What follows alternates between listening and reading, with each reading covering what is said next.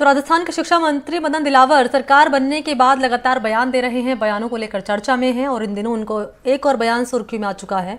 बाड़मेर पहुंचे शिक्षा एवं पंचायती राज मंत्री मदन दिलावर ने पाठ्य पुस्तकों में अकबर को महान पढ़ाए जाने को लेकर बड़ा बयान दिया है। कह रहे हैं कि अकबर दुराचारी था, उसको महान कहने वाला और पढ़ाने वाला ही मूर्ख है। शिक्षा मंत्री ने यह भी कहा है कि प्रदेश में बीजेपी की सरकार आने के बाद उन्होंने यहाँ पर एक कमेटी का गठन किया और वो कमेटी अब तय करेगी स्कूलों में क्या पढ़ाया जाना चाहिए और क्या नहीं पढ़ाया जाना चाहिए। इस बयान को लेकर एनडीटीवी राजस्थान की टीम ने उनसे बातचीत भी किया। क्या कह रहे हैं वो जरा सुनिए।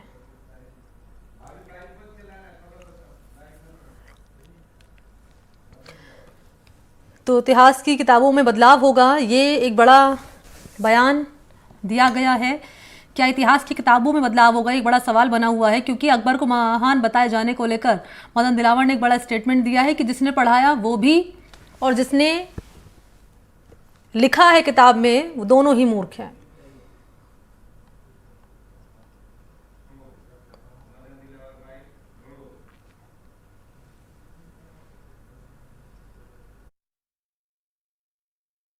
सर, अकबर महान को लेकर आपका कमेंट जो है तो काफी सुर्खियों में है सर, क्या कहेंगे? कुछ नहीं कहना है। अकबर आक्रांता था, दुराचारी था, बलात्कारी था, उसको महान कहना मैं समझता हूँ महापाप है। तो सर क्या आप सिलेबस में चेंजेस होंगे आपके आने के बाद, ये माने? मेरी जानकारी के अनुसार ये पढ़ाया जा रहा है कि नहीं पढ़ाया जा रहा नहीं, लेकिन हम एक कमेटी बना रहे हैं। वो कमेटी हमको सलाह देगी क्या क्या सिलेबस में अच्छे हैं, क्या क्या बुरे हैं, जो लोगों को प्रेरणा देने लायक नहीं होगा उसको नहीं रखेगा। तो यहाँ पर सुना शिक्षा मंत्री मदन दिलावर को, बड़ा स्टेटमेंट उनकी ओर से दिया गया। हालांकि इससे पहले भी कई बार वो बड़े बयान दे चुके हैं जो सुर्खियों में रहे हैं। सूर्य नमस्कार को लेकर भी उन्होंने बड़ा स्टेटमेंट दिया था, आपने देखा था। और इन सब के बाद जिस तरीके से घटनाक्रम सामने आया था, आपने देखा होगा, जब बालमुकुंद आचार्य एक स्कूल में पहुंचे थे उस दौरान उनकी ओर से एक बयान दिया गया। उसको लेकर भी जब दिलावर ने टिप्पणी की तो वो भी सुर्खियों में रहा उनका बयान। और अब बड़ी जानकारी ये कि अब अकबर को महान बताए जाने को लेकर मदन दिलावर ने एक और बड़ा स्टेटमेंट दिया है। अब उस स्टेटमेंट के मायने ये निकाले जा रहे हैं कि क्या इतिहास की किताबों में बदलाव किया जाएगा, क्या सिलेबस बदलेगा, ये एक महत्वपूर्ण सवाल हो चला है। सोमू लगातार इस खबर पर नजर बनाए हुए हैं। पहले अपडेट सोमू से जान लेते हैं और ये भी बताइए सोमू आनंद दर्शकों को कि अकबर महान बताए जाने को लेकर दिलावर का ये बयान कि जो ये कहता है कि अकबर महान है और जो बता रहा है कि अकबर महान है, दोनों ही मूर्ख हैं। अब इसके मायने क्या निकाले जाए? जी देखिए, ऐसा बयान पहली बार नहीं आया है और मदन दिलावर ने शिक्षा मंत्री बनने के बाद अलग अलग मंचों से यह बयान दिया है। इससे पहले भी वे कह चुके हैं कि जो सिलेबस में ऐसे हिस्से होंगे जिनमें अकबर को महान और भगत सिंह, सावरकर और उनके साथ साथ चंद्रशेखर आजाद जैसे व्यक्ति को अगर कुछ अलग बताया जा रहा है तो हम उन हिस्सों को हटाएंगे, उन सिलेबस में उन हिस्सों को बदलेंगे। तो जाहिर तौर पे ये कोई पहली बार नहीं है जब उन्होंने अकबर के बारे में ऐसी टिप्पणी की है और इससे साफ है। और उन्होंने जैसा कहा भी कि हमने एक कमेटी बनाई है जो सिलेबस को रिव्यू करेगी। तो जाहिर तौर पे जो भारतीय जनता पार्टी अपने हिसाब से जो सिलेबस में चेंजेस करना चाहती है उसके लिए ये अपनी राह जो है वो आगे बढ़ा रहे हैं, अपना मार्ग प्रशस्त कर रहे हैं।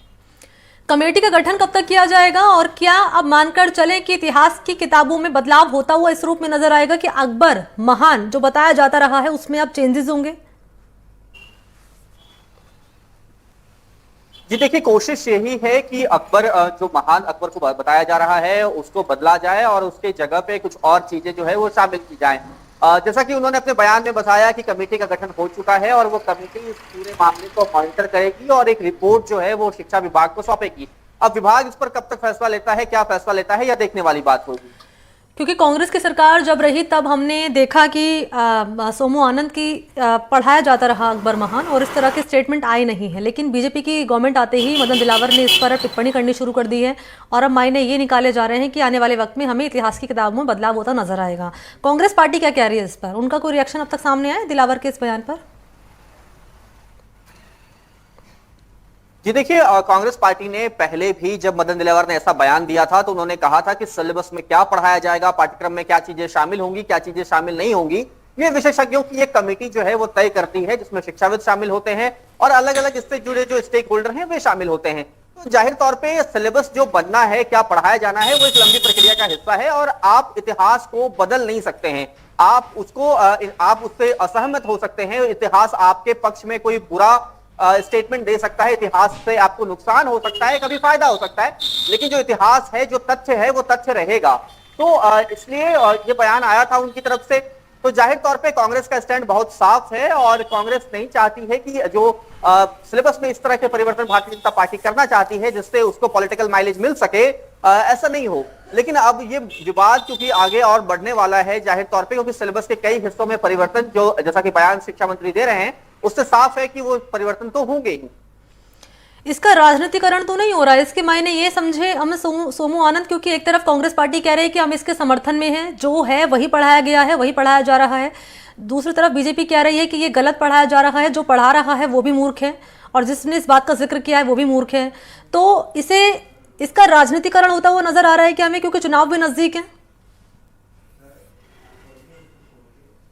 निश्चित रूप से इससे इनकार तो किया ही नहीं जा सकता है कि ये पूरा मुद्दा जो है वो राजनीतिक रूप ले रहा है, क्योंकि हम देख रहे हैं कि जिस तरह से बयानों के जरिए और अलग अलग हिस्सों में आप देखिए कि खासतौर पे शिक्षा विभाग में जो पिछले दिनों गतिविधियां हुई हैं वो इस ओर इशारा करती हैं कि कहीं ना कहीं एक तरह से पोलराइज करने की कोशिश जो है वो की जा रही है।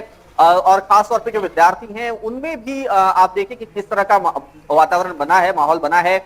अभी कोटा में चाहे वो कुछ शिक्षकों को सस्पेंड करने का मामला हो, या फिर राजधानी जयपुर में हिजाब का मामला हो, या फिर सूर्य नमस्कार का मामला हो, या फिर अब ये जो अकबर विवाद है, तो इन सभी मामलों के जरिए एक तरह से हम देख सकते हैं कि कहीं ना कहीं जो पोलराइजेशन है उसकी कोशिश की जा रही है। पूरा जो मामला है वो राजनीतिक रूप ले रहा है, इससे इनकार साफ तौर पर नहीं किया जा सकता। कितना इंतजार करना होगा बदलाव को लेकर, क्योंकि चुनाव भी नजदीक आने वाले हैं, कुछ ही दिनों में तारीखों का ऐलान भी कर दिया जाएगा और उससे पहले क्या मानकर चले कि कमेटी का गठन कर दिया जाएगा सरकार की ओर से? जी देखिए, सिर्फ कमेटी का गठन तो हो चुका है जैसा वो बता रहे हैं, लेकिन इसके साथ साथ एक महत्वपूर्ण बात यह है कि कमेटी अपनी रिपोर्ट देगी, उसके बाद सिलेबस में चेंजेस होंगे। लेकिन ये प्रक्रिया बहुत आसान नहीं रहेगी, क्योंकि अब देखिए कि नया सत्र भी जल्द ही शुरू होने वाला है। तो अगर नए सत्र से पहले वो सिलेबस में परिवर्तन कर पाते हैं तब तो वो मान्य होगा, नहीं तो फिर एक और साल का इंतजार करना होगा भारतीय जनता पार्टी को और मदन दिलावर को, जैसा परिवर्तन को सिलेबस में चाहते हैं उसके। चलिए ठीक है, बहुत शुक्रिया आपका।